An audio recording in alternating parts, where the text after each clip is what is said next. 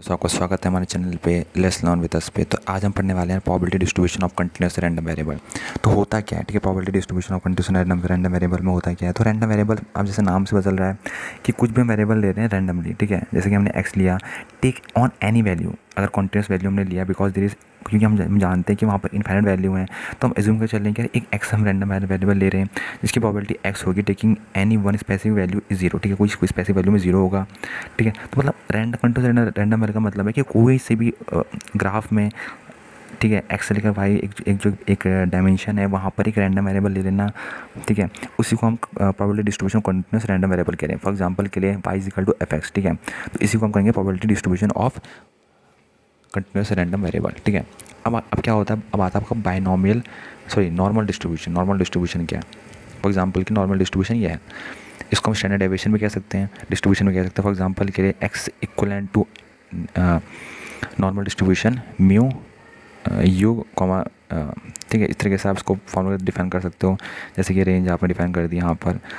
तो कहने का मतलब क्या है कि बाइनोमियल नॉर्मल डिस्ट्रीब्यूशन का मतलब कि एक आपने रेंज में डिस्ट्रीब्यूट करा किसी भी चीज़ को, मतलब पहली रेंज हो गई, दूसरी रेंज हो गई, फिर यू -2, ठीक है, फिर इस तरीके से आपने इसको रेंज में डिस्ट्रीब्यूट कर दिया। तो नॉर्मल डिस्ट्रीब्यूशन मतलब किसी को रेंज में डिस्ट्रीब्यूट करना, और random variable continuous random variable मतलब किसी को रैंडमली डिस्ट्रीब्यूट कर देना अपने ग्राफ में। रैंडमली कोई अगर हमने प्लेस ले ली उसको, तो उसको रैंडम वेरिएबल कह देते हैं, ठीक है। ये सा अंतर है और कुछ ज़्यादा अंतर है नहीं। तो अब आता है आपका sampling distribution.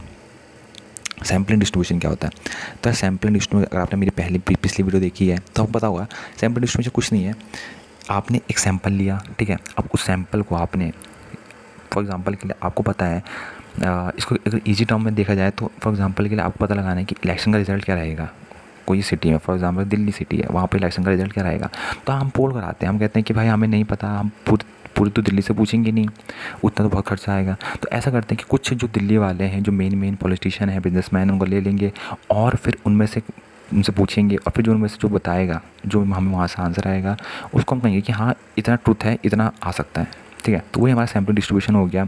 When we have to analyse big data we simply select small data. जब हमको बिग डाटा एनालाइज करना पड़ता है तो हम क्या करते हैं, स्मॉल डाटा को सेलेक्ट करते हैं और सैंपल बनाते हैं उसमें से विद टू एनालाइज, ठीक है। इसके आधार पर हम एनालाइज करते हैं कि भाई क्या रहेगा, क्या इसका आउटपुट रहेगा, ठीक है। तो यहाँ पर जो मेन डाटा होता है उसको पॉपुलेशन कहते हैं, और जो स्मॉल डाटा होता है उसको सैंपल कहते हैं, ठीक है। तो जब हम पॉपुलेशन टर्म होते हैं, ठीक है, तो उसको we called it as parameter. तो पैरामीटर भी कहते हैं, कुछ भी हो सकता है पैरामीटर, फॉर एग्जांपल के लिए mean, standard deviation, etcetera etcetera, ठीक है। तो पॉपुलेशन क्या है, सैंपल जो ड्रॉ होते हैं उनको स्टैटिस्टिक्स कहते हैं, ठीक है। जो भी आपने सैंपल ड्रॉ करे उसको स्टैटिस्टिक्स बोल सकते हो। सिंपल टर्म्स को इस्तेमाल करते हैं, ठीक है।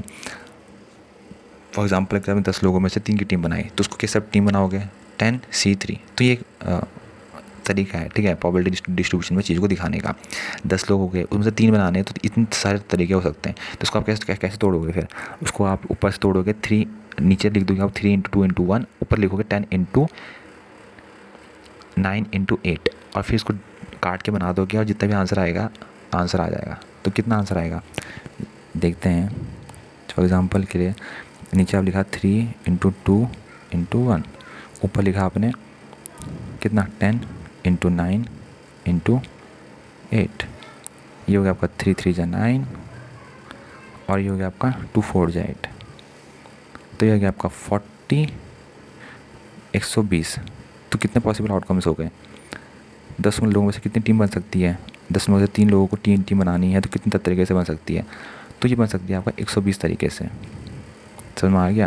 तो इस तरीके से आप इसमें सैम्पलिंग में ये फार्मूला इस्तेमाल करके भी आप अपनी चीज़ें कर सकते हो और आंसर ला सकते हो, ठीक है।